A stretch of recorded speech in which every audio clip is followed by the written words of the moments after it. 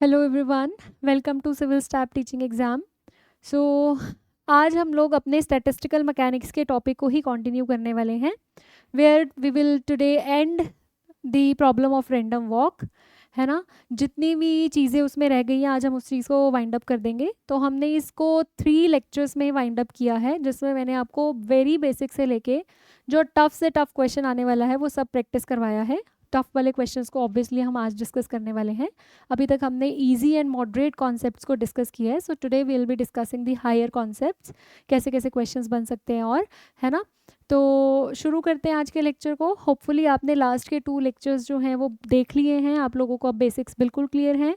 तो आज मैं अपना टाइम इस चीज़ पे वेस्ट नहीं करूँगी कि N1 N2 जो भी हमने टर्मिनोलॉजीज यूज़ की हैं, ठीक है, we will not waste much of time. जिसने नहीं देखे हैं अब तक previous lectures, just go and watch those lectures so that the terminologies are clear to you. और देखो, चीज़ें और अच्छे से समझ तभी आएंगी जब हमें पिछला कॉन्सेप्ट थोड़े अच्छे से क्लियर होगा, है ना। तो so today we are going to start our lecture with a question के साथ इस लेक्चर को आज स्टार्ट करेंगे, है ना। And I am hoping that every one of you is now familiar with the concept of random walk, है ना। चलिए, सो क्वेश्चन क्या है। Question is a 1D random walk, एक 1D रैंडम वॉक है। Take a step toward left. उसने क्या किया, स्टेप लिया लेफ्ट की तरफ, ठीक है। What he did, he took a step towards left. Random walker है, जैसे एक ड्रंकन मैन, पहले भी बताया मैंने आपको। And right with equal probabilities, ठीक है। Step towards left and right with equal probabilities. Equal probabilities के साथ वो लेफ्ट और राइट जाता है। जितनी प्रोबेबिलिटी राइट में जाने की है उतनी ही प्रोबेबिलिटी उसकी लेफ्ट में जाने की है, और वही एक्चुअल में रैंडम वॉकर होता है ना। The probability that random walker starting from origin will come back to origin. क्या प्रोबेबिलिटी रहने वाली है किस चीज की, the probability of random walker to start from origin come back to origin again, to start from origin। Question समझ आ गया सबको कि वो स्टार्ट हुआ ओरिजिन से और वापिस आ गया ओरिजिन पर। इसकी प्रोबेबिलिटी क्या होगी after taking capital N number of steps, after taking capital N number of steps. Clear. Question को देखें, बोला गया कि एक रैंडम वॉकर है, उसकी लेफ्ट और राइट जाने की प्रोबेबिलिटी बराबर है, ठीक है। मान लो उसने ओरिजिन से स्टार्ट किया, क्या प्रोबेबिलिटी होगी, वो चल फिर के झूल फिर के इधर गया इधर गया इधर गया, 4 स्टेप इधर चले 4 इधर चले, या पहले 2 इधर चले फिर 2 वापस आया, फिर 2 इधर चले फिर 2 वापस आया। मतलब जब वो रुका ओरिजिन से चला और ओरिजिन पे ही वापस आ जाएगा after taking n number of steps. n number of steps लेने के बाद उसकी प्रोबेबिलिटी क्या है। देखिए, अगर वो ओरिजिन से चला और ओरिजिन पे ही वापस आ गया, मतलब उसकी नेट डिस्प्लेसमेंट 0 है। पहले तो ये बात अपने दिमाग में बिठा लो। क्लियर। क्या बोल रही हूँ मैं, अगर वो ओरिजिन से चला और ओरिजिन पे ही वापस आ गया, दैट मीन्स उसकी net displacement is 0। What does that mean कि नेट डिस्प्लेसमेंट 0 है। नेट डिस्प्लेसमेंट 0 है मतलब ml 0 है, ml 0 है, l कैन नॉट बी 0, इसका मतलब m 0 है। Now you know that m is equal to n1 minus n2, मतलब n1 is equal to n2। और उसने ये भी बोला कि probability to take step right is equal to the probability to take step left. Left और right जाने की प्रोबेबिलिटी भी सेम है। अब p प्लस क्यू 1 के इक्वल होता है, इसका मतलब ये दोनों आधे आधे हो गए। p q किसके इक्वल आ गए, हाफ के इक्वल आ गए। टोटल नंबर ऑफ स्टेप्स कितने लिए, कैपिटल N लिए। करें बस फिर अब स्टार्ट, सॉल्व करें इस चीज को। Probability that it will come back to origin again, है ना। तो क्या आएगी, NCN1 1/2 raised to power n1, 1/2 raised to power n minus n1, and n minus n1 is n2. So NCN1 1/2 raised to power n1, 1/2 raised to power n2. This is now n factorial, n1 factorial, n minus n1 factorial that is n2 factorial 1/2 raised to power n1. अब n1 और n2 तो equal है, अभी हमने निकाला था n1 n2 के equal है, तो बस यहाँ से करो n तो यहाँ से n1 n2 के इक्वल है, also capital N n1 plus n2 के इक्वल होता है, तो यहाँ से twice of n1 will be equals to n, या फिर n1 विल बी n/2. यहाँ पुट कर दो बस सारी जगह, क्या पुट कर दो, capital N factorial divided by n/2 factorial n/2 factorial 1/2 raise to power n/2 1/2 raise to power n/2 n/2 plus n/2 is capital N. तो ये हमारा आंसर आ जाएगा. देखो एक बार इस क्वेश्चन को जल्दी से सभी इस क्वेश्चन को एक बार फिर से देखेंगे, किसी को किसी स्टेप में डाउट है या नहीं. वैसे तो बहुत इजी क्वेश्चन था, the question was very very very easy. ठीक है, एक और क्वेश्चन करें. Let us do one more question. Now this question is little bit lengthier as well as, थोड़ा ये नेट में आया हुआ है, 5 नंबर में आया हुआ है, थोड़ा सा समझने वाला क्वेश्चन है ना, और थोड़ी सी प्रोबेबिलिटी का कॉन्सेप्ट थोड़ा सा स्ट्रॉन्ग और होना चाहिए आप लोगों का. लेट अस सी, ये नेट में क्या क्वेश्चन पूछा हुआ है. 2 random walkers A and B, 2 random walkers है मेरे पास. ठीक है, 2 रैंडम वॉकर्स हैं मेरे पास ए एंड बी. अभी तक हम एक ही रैंडम वॉकर की बात कर रहे थे, अब यहाँ पे दे दिए 2 रैंडम वॉकर्स. ठीक है, and they are walking on 1D lattice. 1D lattice मतलब एक ही डायरेक्शन में मूव कर रहे हैं, है ना. They are walking on 1D lattice. The length of each step taken by A is 1. A जितना स्टेप ले रहा है ना, क्या बोल रहा है, the length of each step taken by A is 1. ए की एक स्टेप का लेंथ 1 है, 1 सेंटीमीटर लगा लो, and length of each step taken by B is 2. B जो स्टेप लेंथ है उसकी डबल है, उससे बी की जो स्टेप लेंथ है वो उससे डबल है. If both of them move towards right and left with equal probabilities. ठीक है, क्या बोल रहा है, if both of them move towards right and left towards equal probability with equal probabilities,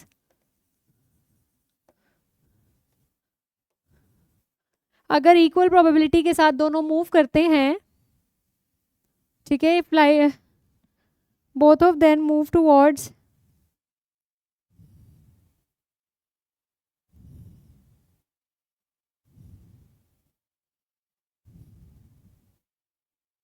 ठीक है, इक्वल प्रोबेबिलिटी के साथ मूव करते हैं. If they start at same point, what is the probability they meet after 4 steps. If they both start at same point, मान लो दोनों ने सेम ही पॉइंट से स्टार्ट किया, सेम ओरिजिन से स्टार्ट किया, कहीं से भी स्टार्ट किया. If they both start at same point, what is the probability that they will meet after 4 steps. दोनों ने ही 4 स्टेप्स चलने हैं, दोनों ही 4 स्टेप्स चलने के बाद मिलेंगे, उसकी प्रोबेबिलिटी क्या है. Find the probability that they meet after 4 steps. Question को एक बार फिर से ध्यान से पढ़ लीजिए, और मैक्सिमम बच्चे इस क्वेश्चन को गलत ही करते हैं, क्योंकि वो एक चीज में गलती करेंगे. अभी मैं बताऊंगी कि क्या गलती करेंगे. पहले you just read out the question very carefully and start solving if you understood whatever is given.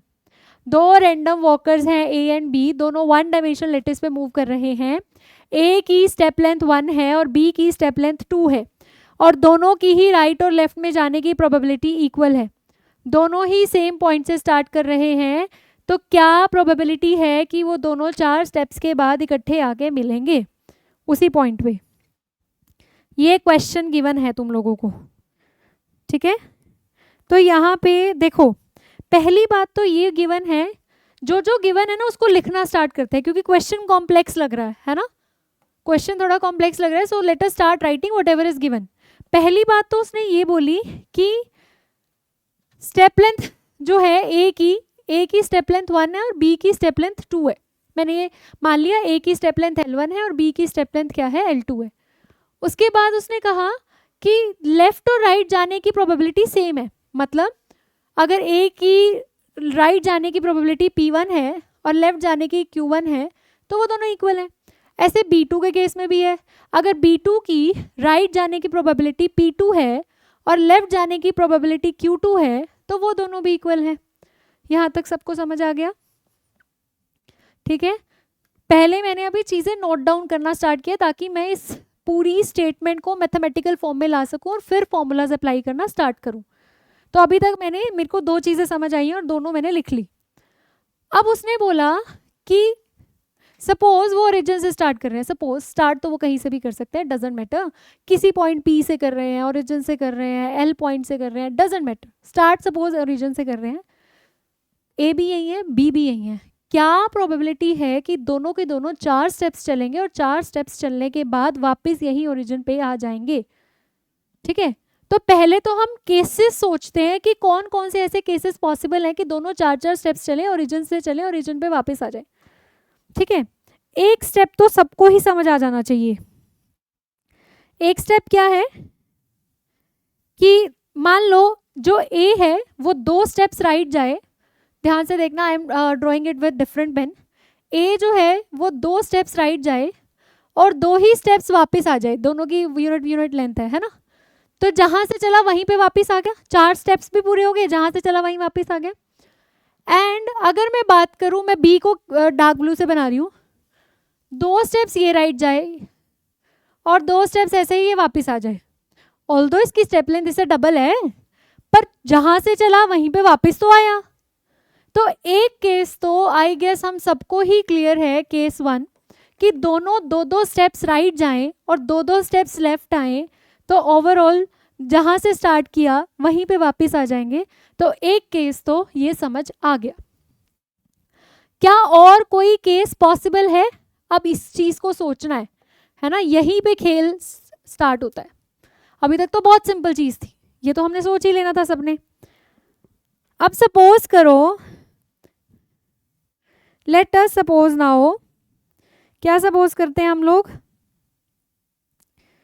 कि और क्या क्या चीजें देखो पॉसिबल हैं यहाँ पे. अगर सपोज ये ओरिजिन था, ये 3 स्टेप आगे गया, 1 स्टेप पीछे आया, तो टोटल देखो 1 2 3 और 1 वापस आ गया. तो ये डिस्टेंस कितना हो गया? 2.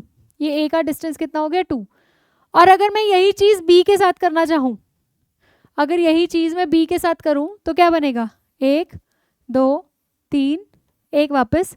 तो ये कितना हो गया? 2 + 2, ये तो 4 हो गया. कितना हो गया? 4 हो गया. और ये कितना है? 2. तो देखो इसने भी 4 स्टेप चले, इतने भी 4 स्टेप चले, लेकिन दोनों सेम पॉइंट पे मीट नहीं कर रहे. ये अभी 4 पे और ये किस पे है? 2 पे है. तो ये केस तो पॉसिबल नहीं है. इस केस को तो हमें क्या करना पड़ेगा?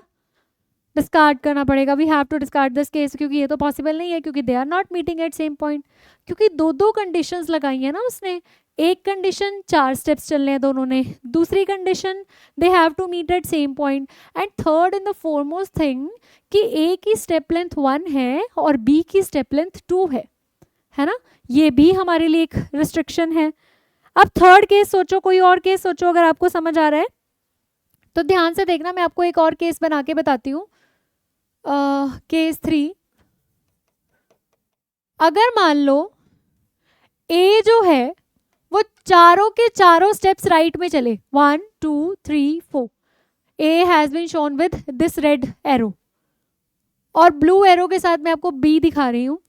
अगर B क्या करे, 3 स्टेप्स राइट जाए और 1 स्टेप लेफ्ट आ जाए, 1 2 3 एंड 1 स्टेप वापस आ जाए, मतलब ऐसे 1 स्टेप वापस आ जाए. तो अभी देखो 1 2 3 4, ये 4 पे है. और ये देखो 2 4 6, 6 - 2 इज 4. तो ये फिर ये भी किस पे आ गया? 2 - 6 इज 4. तो ये भी किस पे आ गया? 4 पे आ गया. दोनों मिल गए 4 पे. उसने ये तो नहीं बोला ना कि ओरिजिन से स्टार्ट किया तो ओरिजिन पे ही वापस मिलना है, मिले कहीं पे भी, 4 मीटर पे मिले, 6 पे मिले, 10 पे मिले, इस चीज पे कोई रिस्ट्रिक्शन नहीं है, मिलना जरूरी है ना। तो अब वो मिल रहे हैं यहाँ पे, ये भी 4 पे है, ये भी 4 पे है। तो जनरली जो बच्चे गलती करते हैं वो सिर्फ यही केस कंसीडर करते हैं, बाकी उनको कोई केस समझ ही नहीं आता वे कब मिलेंगे, क्योंकि कई बार हमारे दिमाग में बैठ जाता है कि जहाँ से चले वहीं पे मिलना है, ये तो कोई चीज़ लेकिन पेपर में लिखी नहीं हुई, जहाँ से चले वहीं पे मिलना है। अगर ये कंडीशन भी इम्पोज्ड होती तो सिर्फ केस 1 हमने डिस्कस करना था, लेकिन ऐसी कोई कंडीशन बोली ही नहीं गई एग्जाम पेपर में या क्वेश्चन में, तो हम लोग केस 3 को कंसिडर क्यों ना करें। So we have to consider case 3।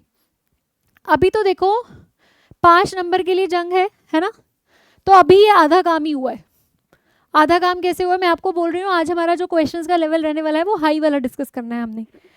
अभी हमने सिर्फ केस सोचा है कि कौन सा पॉसिबल है, अब प्रोबेबिलिटीज भी निकालनी है, और यहाँ पे जो प्रोबेबिलिटी निकलेगी वो थोड़ी सी डिफिकल्ट वंस है, पर मैं आपको ऐसा करती हूँ, मैं आपको बाइनोमियल से ही सिखाती हूँ, क्योंकि हमने बाइनोमियल ही यूज़ किया है यहाँ पे, तो मैं आपको बाइनोमियल से ही सिखाती हूँ। वैसे किसी और बच्चे को अगर प्रोबेबिलिटी का कॉन्सेप्ट बहुत स्ट्रांगली आता है तो वो किसी और मेथड से भी यहाँ पे कर सकता है, सिंपल प्रोबेबिलिटी का कॉन्सेप्ट लगा के, बट हम करेंगे बाइनोमियल से। स्टार्ट करते हैं केस 1 के साथ। केस 1 सबको क्लियर है, 2 स्टेप्स ए ने आगे लिए, 2 स्टेप्स पीछे लिए, सिमिलरली बी ने भी 2 स्टेप्स आगे लिए, 2 स्टेप्स पीछे लिए। क्लियर। केस 1 के लिए प्रोबेबिलिटी निकालने जा रहे हैं हम लोग। तो अब यहाँ पे दो चीजें हैं, ए और बी, तो टोटल जो प्रोबेबिलिटी होने वाली है that is going to be product of probability of A into product of into the probability of B. पहली बात तो ये ध्यान रखना, ठीक है। और अभी हम P1 के लिए निकाल रहे हैं, फर्स्ट केस के लिए निकाल रहे हैं। तो देखो यहाँ पे फॉर केस ए, अगर मैं बात करूं फॉर केस ए, है ना, केस ए की बात करूं, राइट में जाने की प्रोबेबिलिटी P1 जो है वो दैट इज 1/2, Q1 भी क्या है 1/2, है ना। राइट में रैंडम वॉकर है ना, इधर भी जाने की प्रोबेबिलिटी और इधर भी जाने की प्रोबेबिलिटी सेम है ना, तो 1/2 आ गया। तो P1A जो मेरा टोटल आएगा, 4 स्टेप्स लिए उसने, 4, राइट साइड कितने लिए 2 लिए ना, तो 4C2 1/2 raised to power 2 1/2 raised to power 2। Clear सबको, बाइनोमियल डिस्ट्रीब्यूशन लगाया। सिमिलरली अगर मैं बात करूं बी की, ये केस 1 की बात हो रही है, बी पार्टिकल के लिए 4 स्टेप्स लिए टोटल, राइट साइड कितने लिए 2 लिए, 1/2 उसकी प्रोबेबिलिटी है राइट साइड जाने की, 1/2 raised to power 2 1/2 raised to power 2, और फिर उनको क्या कर देना, मल्टीप्लाई कर देना, है ना। इन दो केसेस को हमने क्या कर लेना है, मल्टीप्लाई, तो टोटल प्रोबेबिलिटी निकल जाएगी केस, कौन से केस की, ए केस की, फर्स्ट वाले केस की बेसिकली, है ना। तो ये आएगा आपका 9/64, इन दोनों को मल्टीप्लाई करके what it will be 9/64।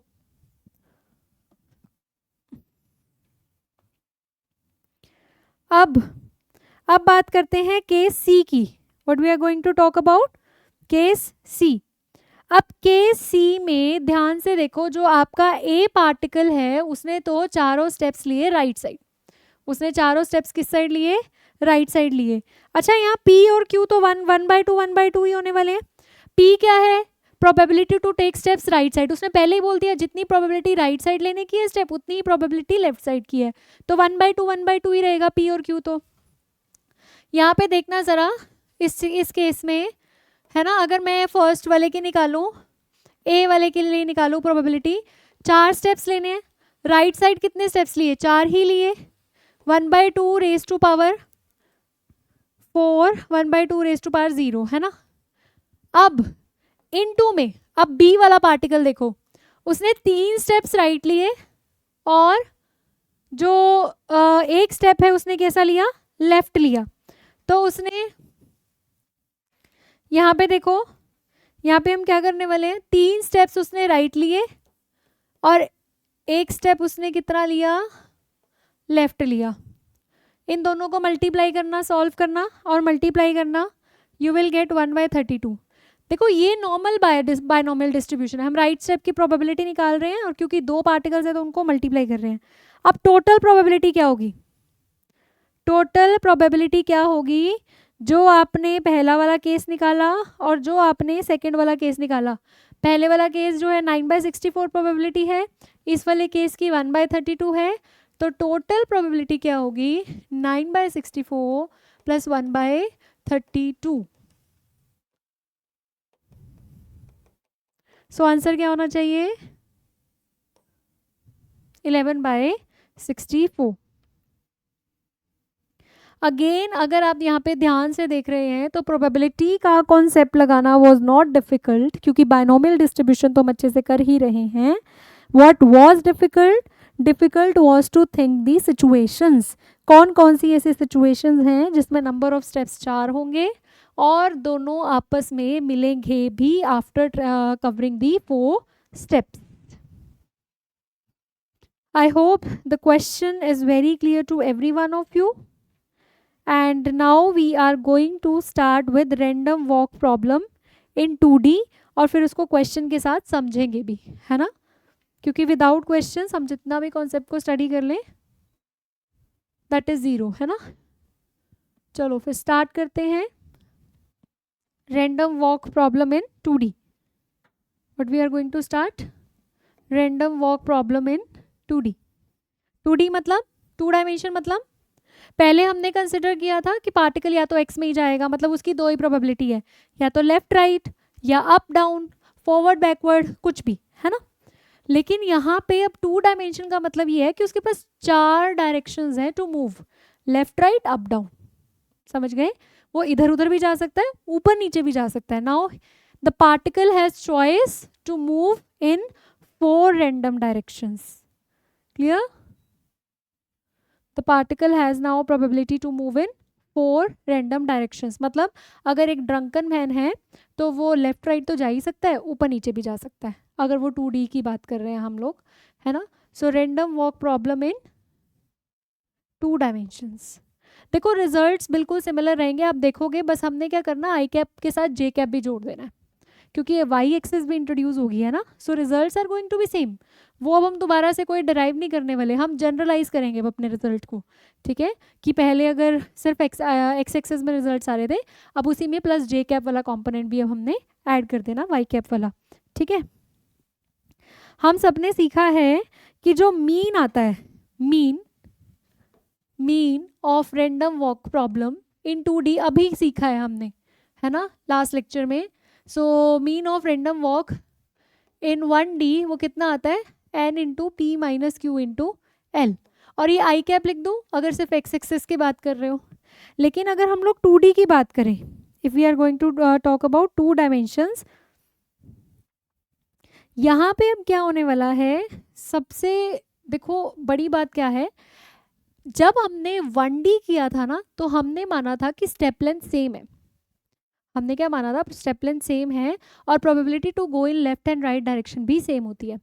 But यहाँ पे दोनों ही चीज़ें नहीं है, राइट में जाने की प्रोबेबिलिटी अलग होगी, लेफ्ट में जाने की अलग होगी, अप जाने की अलग होगी, डाउन जाने की अलग होगी, और स्टेप लेंथ भी हर डायरेक्शन में is going to be different. तो हम क्या करने वाले हैं, सबसे पहले एक मोस्ट जनरल केस कर लेते हैं कि हर जगह प्रोबेबिलिटी डिफरेंट है, हर जगह स्टेप लेंथ सेम है। फिर तो स्पेशल केसेस करना तो बहुत आसान हो जाता है, क्योंकि स्पेशल केसेस में तो चीज़ें फिल्टर आउट हो जाती है ना, है ना। तो हम लोग सबसे पहले क्या करते हैं, we are going to discuss the most general case जिसमें स्टेप लेंथ समझ रहे हो कि एक्स एक्सिस में बड़ा स्टेप ले लिया, लेफ्ट वाई एक्सिस में छोटा स्टेप ले लिया, है ना। ड्रंकन मैन ऐसे ही करता है जनरली, कोई स्टेप बड़ा कोई छोटा, है ना। और probability to go in left and right is different, या up and down is different. So we are considering the most general case. So let us start with that. Draw करते हैं कि क्या मैं कैसे कंसिडर कर रही हूँ। मान लेते हैं कि ये देखिए, ये हमने 2D बना दिया, राइट साइड जो स्टेप लेंथ है वो L1 है और इधर जाने की probability is P1। Left side जो है हमारे पास, यहाँ पे प्रोबेबिलिटी Q1 है और स्टेप लेंथ L3 है, ऊपर जाने की प्रोबेबिलिटी जो है that is P2, step length L2, और नीचे आने की प्रोबेबिलिटी जो है Q2, स्टेप लेंथ L4। देखो स्टेप लेंथ भी हर जगह डिफरेंट मानी है और प्रोबेबिलिटी भी मैंने हर जगह डिफरेंट ही मानी है। तो कंसीडर कर लो एक बंदा है जो 4 पॉसिबल डायरेक्शंस में मूव कर सकता है विद प्रोबेबिलिटीज लिस्टेड हैं P1 P2 Q1 Q2 और स्टेप लेंथ क्या है L1 L2 L3 L4। तो मीन कैसे निकालना, how to calculate mean, 1D में मीन कैसे निकाला है, बिल्कुल देखो उसी को जनरलाइज करेंगे, we are not going to solve it for that now, ये ऐसे है ना। तो यहाँ हो जाएगा n इंटू पी, देखो n इंटू यहाँ पे हो जाएगा distance l into P, L1 into P1 I cap, ऊपर जा रहा है तो plus L2 into P2 J cap minus L3 into Q3 I cap minus L4 into Q2 Q1 था, है ना ये Q1 Q2 जे कैप, है ना। अगर इन दोनों में से कॉमन लूंगी तो यही बनेगा, P1 माइनस Q1 ही बनेगा, है ना, वही चीज ही है, वैसे ही बनेगा कुछ। बट एग्जाम में आपको सब सारे स्पेशल केसेस ही देखने को मिलते हैं, आपको ऐसे सारा करने को नहीं मिलता है, ठीक है।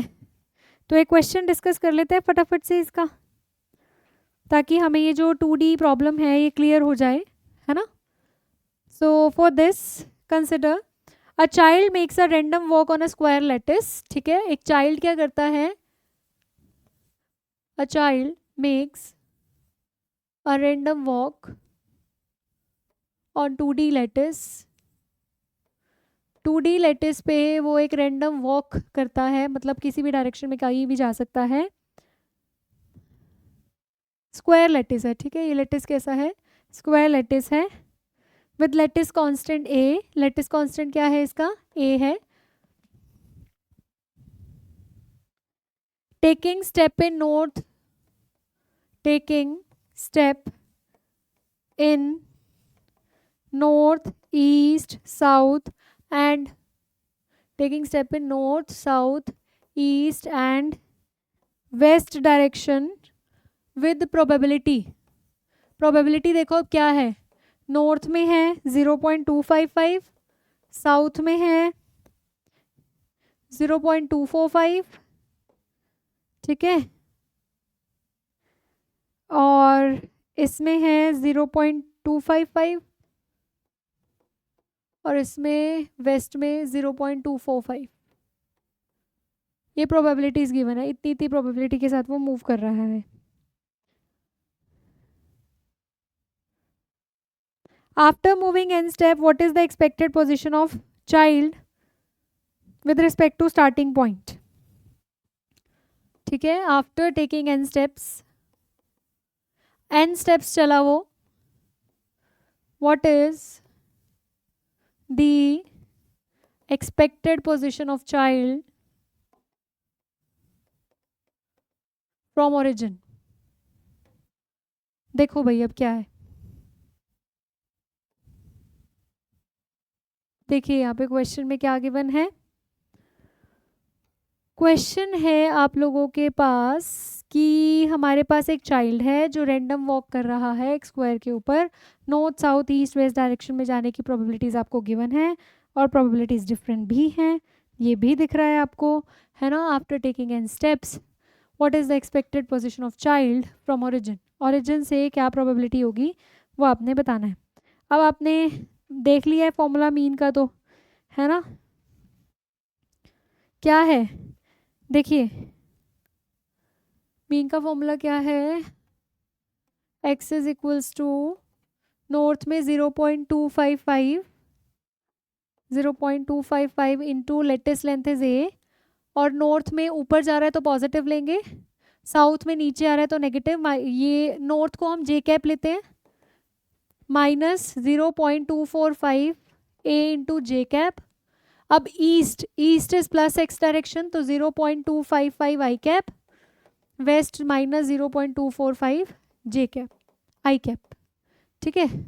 तो अब बस इसको माइनस कर दो, आई कैप वाले में से आई कैप वाला माइनस कर दो, जे कैप वाले में से जे कैप वाला माइनस कर दो, you will get your result, ठीक है, आपको आपका रिजल्ट मिल जाएगा। So this is all for today. I hope आपको समझ आया जो भी आज हमने किया है ना। तो फिर मिलते हैं नेक्स्ट सेशन में। तब तक अभी तक जिसने चैनल को सब्सक्राइब नहीं किया, you can subscribe the channel, you can join the Telegram group for the free content. So thank you so much.